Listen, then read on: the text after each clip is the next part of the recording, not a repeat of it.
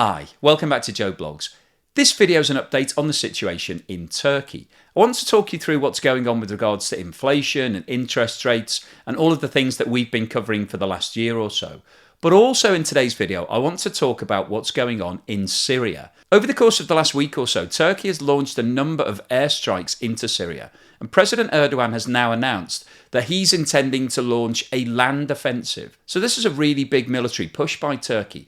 And Syria is a real powder keg in terms of what's going on because there are a number of different factions, all of whom are fighting against each other, and they're supported by different sides. So Russia has interests in Syria, as does the USA, and both Russia and the USA, despite the fact that they're not actually on the same side, are against Turkey's current involvement. So I'll give you some more detail on what's going on in Syria, how the country got itself into the situation it's in, who's backing who, what Turkey are trying to achieve through their military strikes, and what the potential implications of this are, because obviously we've still got the ongoing military conflict in Ukraine. Now, up until this point, Turkey have taken an entirely neutral stance. Prior to the war, they had a strong relationship with both Russia and Ukraine, and they've managed to maintain that position over the course of the last 8 months or so. And actually, President Erdogan had a meeting with President Putin recently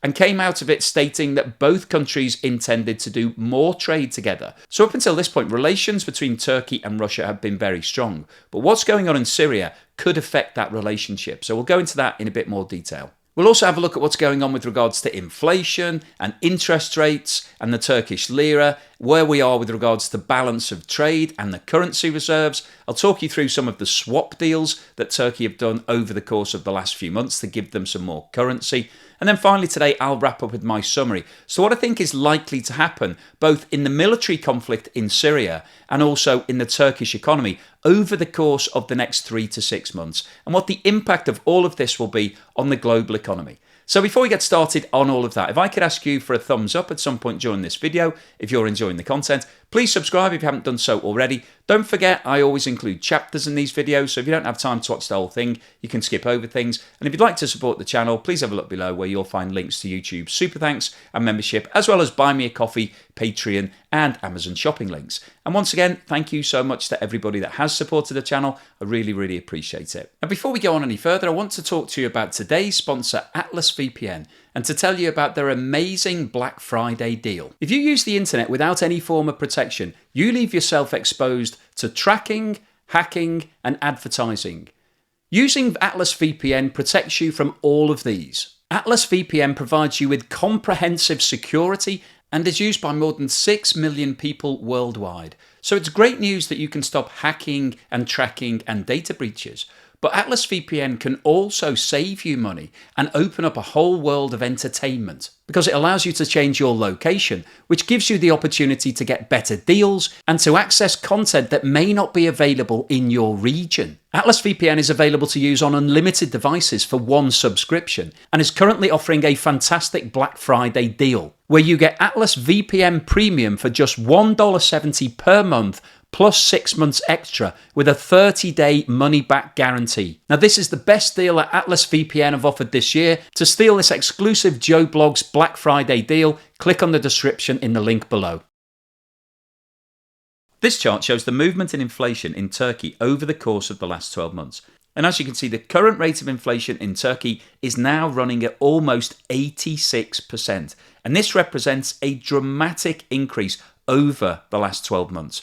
The annual rate of inflation in November 21 was 21%, which in itself is a very high level. That is significantly higher than we're seeing in most countries around the world right now. And as you'll be aware if you follow the channel, the target rate of inflation for a lot of countries is 2%. So 21% is extremely high. However, when you look back over what's happened, 21% looks very attractive compared to the 86% that we're at today. Now, in terms of answering the question as to why inflation in Turkey is so high, the main driver is the fact that Turkey is a net importer. So it imports large amounts of fuel, so oil and natural gas, and also imports lots of food substances. And over the course of the last 12 months, the price of a lot of those imports has risen dramatically. Since Russia's invasion of Ukraine, which started on the 24th of February, we've seen the price of oil, natural gas, wheat, corn, sunflower oil, and a variety of other commodities increase by more than 50%. So price movements like that put a lot of pressure on countries like Turkey that are having to go into the international markets and buy all of these items. So those international price movements go some way to explaining why inflation has increased so dramatically. But the other main factor is the movement in the Turkish lira. This chart shows the movement in the exchange rate between the US dollar and the Turkish lira over the last 5 years. And you can see that from September 2021, there has been a material devaluation of the Turkish lira. In September 21, one US dollar was trading for around 8 Turkish lira. However, the exchange rate today is closer to 19 lira to 1 US dollar. And the impact of that devaluation means that if you're buying things in the international market that are priced in US dollars, it's around 2.5 times more expensive in Turkish lira terms now than it was in September 2021. And when you combine the impact of this devaluation with the massive price increases that we've seen in the international markets caused as a result of Russia's invasion of Ukraine, it's a double whammy for Turkey and goes some way to explaining why inflation has risen so dramatically over the course of the last year. And this chart shows the movement in interest rates in Turkey over the last 5 years. And if we focus in on the same period that we've just looked at for the Turkish lira from September 21 onwards, you can see that the Turkish Central Bank has been reducing interest rates over that period. Now, if you follow the channel, I'm sure you'll be aware of what I'm about to say right now because I've said it a million times before. But the traditional way of dealing with rising inflation is to increase interest rates because increasing interest rates increases the cost of borrowing. That reduces the amount of money that people have in their pockets because if you've got debt, it will increase the cost of that debt. That means that you'll have less free income at the end of each month and therefore you should spend less. That reduces demand in the economy as a whole and therefore prices should come back down. That's the generally accepted logic around how to deal with rising inflation. But in Turkey, they've taken a contrarian view. They've decided not to raise interest rates at a time of high inflation, but instead to lower interest rates. So over the course of the last 12 months or so, we've seen interest rates come down from 19% to the current level of 10.5%. And if we jump back to the inflation graph, you can see exactly what's happened to inflation over that period. It's increased from around 20% to 86%. And 86% is one of the highest rates of inflation anywhere in the world. This table shows the highest rates of inflation around the world currently, and you can see that Turkey is ranked at number 7. And if you look at who's on this list, many of the countries have been affected by war or sanctions or have encountered some form of economic collapse over the last few years. So Turkey is in a very precarious situation. It doesn't want to be at this level of inflation because at some point something is going to have to give. So as I mentioned, Turkey is a net importer, which means that the value of all of the goods that it's buying in the international markets is more than the value of everything that it's selling. And the difference between the value of your exports and the cost of your imports is referred to as the balance of trade. And this is very similar to your checking account. So if you spend less than you earn, then you'll be building up a nice healthy balance each month in your checking account. But if you're spending more than you're earning, then you're likely to go into the red and run an overdraft. And that's exactly the same as what happens with countries. And this chart shows the balance of trade for Turkey over the last 12 months. And this chart is shown in millions of dollars, so the position at the end of October is negative $8 billion.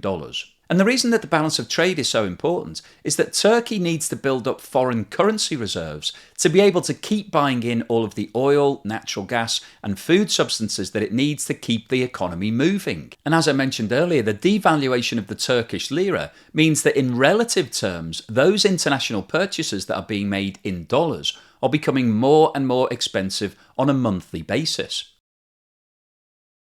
So what can Turkey do to get itself out of this situation? Well, the biggest industry in Turkey is manufacturing. It produces a lot of things that are sold all around the world. And one of the key metrics in terms of measuring what's happening with manufacturing is to look at the PMI index, the Purchasing Managers Index. I talked about this in a recent posting and shared with you the Investopedia definition of the Purchasing Managers Index. But basically, the PMI is a survey that's taken from all of the purchasing managers, so people who are working in key industries all around the world. And the feedback from those surveys, which looks at a variety of different metrics for each business, tells us whether or not business is expanding or contracting in an economy. And the key number to focus in on is 50. So if the score is above 50, then that means that manufacturing is expanding, things are growing, this is a healthy state of affairs for the business. And if the number is below 50, then it means that things are contracting, and so you're going into a slowdown and a potential recession. And this graph shows manufacturing PMI as produced by the Istanbul Chamber of Industry in Turkey over the last 12 months. And you can see that in November, December, January and February, the PMI was above 50, which indicates that manufacturing was expanding in Turkey. However, these 4 months were all prior to Russia's invasion of Ukraine, which started on the 24th of February. The index fell to around 49 in March, April and May, which indicated a slowdown, and that slowdown has accelerated in June, July, August, September and October. And Turkey has now had 8 consecutive months where the PMI has come in below 50. So this shows a decline in manufacturing activity, which is a result of softening demand and challenging market conditions. New orders and productivity have slowed, whilst firms have scaled back their purchasing activity and employment. So as we've just seen, Turkey has been running a negative balance of trade for the last 12 months or so, and this is putting pressure on its currency reserves. But in an attempt to build up enough money to be able to keep buying all of the oil and food that it needs to buy in, Turkey has been doing a number of different swap deals with a variety of different trading partners. Now, the way that these swap deals work is that the corresponding country that Turkey is dealing with will place a large amounts of currency into the Turkish Central Bank in anticipation of future business between the two nations. So essentially these deals are like an advanced payment on future trade deals that haven't happened yet. And Turkey has just announced that it's in the process of agreeing a $5 billion swap with Saudi Arabia. And this takes the total amount of swap deals that have been done over the course of the last few months to $33 billion. The single largest swap deal that's been done is with Qatar, that was valued at $15 billion. The next largest is with China for $6 billion. The United Arab Emirates have done a $5 billion deal.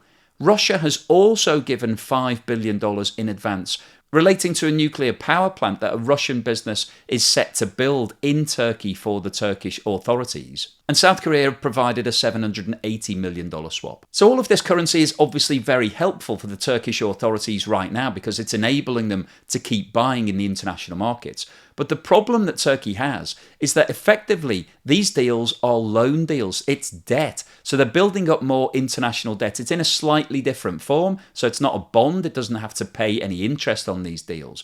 But it's still an obligation that will need to be settled at some point in the future. Now, as I mentioned at the start of this video, Turkey have recently undertaken a number of airstrikes into Syria. And this is causing political tension, not just with Syria and the Kurds, but also with Russia and the USA.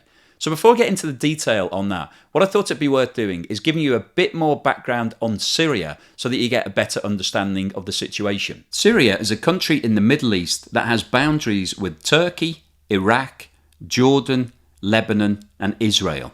Since gaining independence in 1946, the country has experienced instability due to friction between the country's social, religious and political groups. Natural gas was discovered in the country in 1940 and now forms a large part of the country's exports. Oil was discovered in commercial quantities in 1956 and became Syria's leading natural resource export in the 1970s. Production peaked in the mid-1990s but has since been in decline. This chart shows the makeup of Syria's exports, and as you can see, it's still dominated by oil and gas. Despite growing revenues from oil exports, Syria's economy began to stagnate in the 1980s.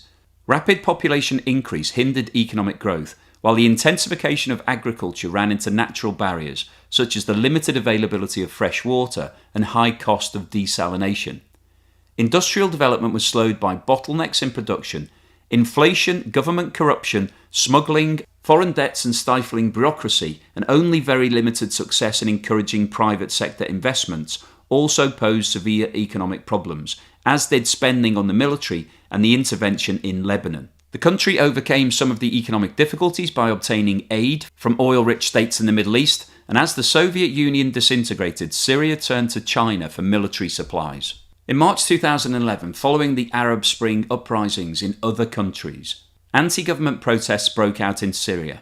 Several people were killed when security forces opened fire on protesters who were angered by the arrest of several children for writing anti-government graffiti, and protests soon spread throughout the country. The Assad regime reacted aggressively, deploying the country's powerful security services to break up rallies, often with live fire. The government cracked down on protesters, and the opposition drew strong condemnation by international leaders and human rights groups. By the summer of 2011, Syria had begun to descend into international isolation. The United States and the European Union imposed sanctions that included travel bans and asset freezes. In addition, an arms embargo was applied to the entire country. The violence also strained Syria's relations with regional allies, particularly Turkey, which strenuously objected to the government's use of violence against civilians. As opposition militia grew and increased their attacks on government forces, the uprisings began to take on the character of a civil war. By late 2012, the military situation appeared to be approaching stalemate. Rebel fighters kept a firm hold on northern areas, but were held back by deficiencies in equipment, weaponry, and organisation. Meanwhile, government forces, weakened by defections, also seemed incapable of making large gains. Daily fighting continued in contested areas, pushing the civilian death toll higher and higher. The leader of Al-Qaeda in Iraq announced his intention to combine his forces in Iraq and Syria under the name Islamic State in Iraq and the Levant, ISIL. ISIL retained considerable strength in eastern Syria, establishing a zone of exclusive control. In control of a wide swathe of territory straddling the Iraq-Syria border, ISIL proclaimed the establishment of a caliphate, with al-Baghdadi as kafil in June 2014. In September 2014, ISIL turned its attention to northern Syria, attacking Kurdish towns near the Syria-Turkey border. Kurdish militia, aided by airstrikes and weapon deliveries from the international anti-ISIL coalition, fought fiercely to repel ISIL for several months. Over the next 2 years, the US-led campaign to destroy ISIL, which had gradually expanded to include heavier airstrikes and sizable contingents of ground troops in eastern Syria, continued to make progress. In June 2017, a mostly Kurdish force, supported by US air power and special forces, attacked ISIL's de facto capital in Syria. After about 3 months of fighting, the city was declared free of ISIL forces. The conflict has continued to remain unresolved, and after dozens of Turkish soldiers were killed in late February 2020, Turkey undertook a brief offensive against the Syrian army. The escalation ended after a ceasefire was brokered by Turkey and Syria's ally Russia. The conflict remains unresolved, and in some areas of the country, the people of Syria are entirely dependent on humanitarian aid. The current president of Syria is Bashar al-Assad, and his regime is supported by Russia. So they're providing military support, and this is actually the Russian forces rather than just supplying guns and equipment. So Russia is fully behind the existing regime. Now, the main reason that the USA got involved in Syria was the fight against ISIS. ISIS were behind the 9/11 attacks in the USA, and the US authorities announced a war on terrorism, and so they sent forces into Syria to break up the ISIS regime. And the way that they did that was to provide military support and equipment to the Kurdish people in Syria. And the Kurds are not the ruling party in Syria. So what we've got is a situation where the USA is supporting a group that's not in power, and Russia is supporting the existing regime. So Russia and the USA are on opposite sides here. Now, the situation with regards to Turkey is slightly different because this relates to the Kurdish people. And the Kurds, who originated from an area called Kurdistan in the Middle East, is a race of around 40 million people currently that are split between 4 different countries. So they live in Turkey, Iran, Iraq, and Syria. Now, Kurdish people don't have a country that they can call their own. Kurdistan does not exist anymore. And the biggest group worldwide is in Turkey, where around 15 million Kurds live, which represents less than 20% of the total population of Turkey. Now, in 1978, a group of Kurds in Turkey set up the Kurdish Workers' Party, which has been called the PKK. And they demanded independence for the Kurdish people and wanted to have their own territory. Now, the PKK got involved in a number of terrorist incidents and were officially designated as a terrorist group by Turkey, the USA and the European Union in the early 1980s. And because the Kurdish people live in Turkey, Iran, Iraq and Syria, the PKK started to build its power base, particularly in Syria. And the presence of the PKK in Syria is the issue that Turkey has. Now, on the 13th of November, an explosion occurred in central Istanbul in a busy shopping area, which killed 6 people and injured another 81. And this was declared a terrorist incident, and the PKK were identified as the group behind this bombing. Istanbul police said on Monday it had arrested 47 people in relation to the attack, including Syrian woman Alam al-Bashir, who is believed to have planted the bomb. Police said that in initial questioning, the woman said she was trained by Kurdish militants in Syria and entered Turkey through northwest Syria's Afrin region. Interior Minister Süleyman Soylu said the Kurdistan Workers' Party, also known as the PKK, and the Syrian Kurdish YPG militia were responsible for the attack on the historic and bustling Istiklal Avenue on Sunday. Soylu said the order for the attack was given in Kobani, a city in northern Syria. The PKK has led an insurgency against the Turkish state since 1984, and more than 40,000 people have been killed in clashes. It is considered a terrorist organization by Turkey, the European Union, and the United States. Turkish authorities linked support for the YPG by Washington and others to the blast. Soylu likened the US condolences to the murderer arriving as one of the first at the scene of the crime. We reject the condolences of the American embassy. We do not accept it. Our alliance with a state that sends money from its own Senate to these groups, feeding the terror zones in Kobani, which aims to disturb Turkey's peace. In direct response to this bombing, the Turkish authorities launched a number of air attacks directly into the Kurdish area of Syria. And Turkey's defence minister has confirmed that 471 targets in Syria and Iraq have been hit over the course of the last week, and that 254 militants have been neutralised, which is a term generally used to mean killed. And following these raids, President Erdogan has confirmed that Turkey's air operations against Kurdish militia in northern Syria were only the beginning, and that it will launch a land operation when convenient after an escalation in retaliatory strikes. He said Turkey was more determined than ever to secure its southern border with a security corridor whilst ensuring the territorial integrity of both Syria and Iraq, where it has been conducting operations against Kurdish militants. We are continuing the air operation and will come down hard on the terrorists from land at the most convenient time for us. In direct response, Russia has asked Turkey to refrain from a full-scale ground offensive in Syria. We hope our arguments will be heard in Ankara and other ways of resolving the problem will be found, he said. He went on to say that the United States was following a destructive course in northeastern Syria,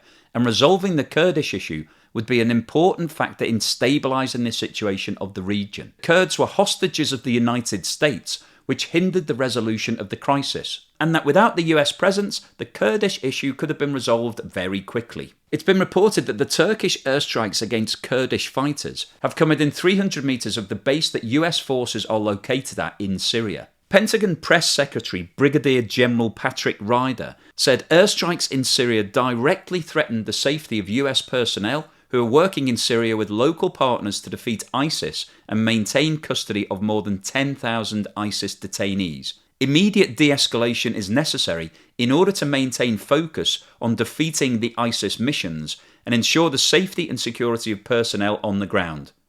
We will continue to discuss with Turkey and our local partners maintaining ceasefire arrangements. While the USA views Kurdish-led fighters as a key ally in the fight against ISIS, Turkey views the Kurdish fighters as a single organisation. So what's the summary and conclusion today? Well, I wanted to post this video because we've been following what's going on in Turkey, and it's really interesting to see what's happening from an economic perspective. But in terms of the geopolitical environment, Turkey is now getting involved in military conflict. It sent fighters directly into Syria, and it looks like they're preparing to do a land invasion. President Erdogan has talked about tanks moving into Syria. Now, this isn't the first time that Turkey's been involved in Syria. Syria is on the border of Turkey, and so there's been a long-standing issue between the two nations. But what's happening right now is obviously coming at a really delicate time because both the USA and Russia are involved in Syria on different sides. And although there's no direct link between what's happening in Syria to what's going on in Ukraine, Turkey are sending their forces in, and it's going to upset both the USA and Russia simultaneously. From the USA's perspective, Turkey is launching an offensive against the USA's ally in the country. So that's going to cause a real problem for them. And let's not forget, the USA and Turkey are both members of NATO. So they're both part of the same military pact. But Turkey are sending in their army as a direct result of terrorist incidents that have happened within the country over the course of the last couple of weeks. So there are a lot of similarities here to the reason why the USA is in Syria. The USA went in after ISIS following the 9/11 bombings. So this was really trying to track down terrorists in their heartland. So what President Erdogan wants to do is quite similar. But the issue that's going to occur is that Turkey potentially could start attacking forces that are working with the USA. And that will cause some political tension. And at the same time as that, Russia don't want anything to kick off between the Kurds and Turkey because Russia is trying to keep control of the whole area. So this situation has the potential to escalate into something much more concerning. And if we take a step back and look at the bigger picture here, there is a general election coming up in Turkey in 2023. President Erdogan wants to be reappointed as president. And as we've seen in many countries previously, being involved in a military conflict often unites the people of a country behind their current leader. So there is a potential that Turkey could get involved in a bigger warfare in Syria over the course of the next 6 months in the lead up to that general election. And the big question is, what will be the knock-on implications of that for the USA and Russia? Because the last thing that anybody needs right now is for another full-scale war to emerge somewhere around the world. We've seen the devastating impact that the war in Ukraine has had on the global economy. It drove up the price of oil and gas and food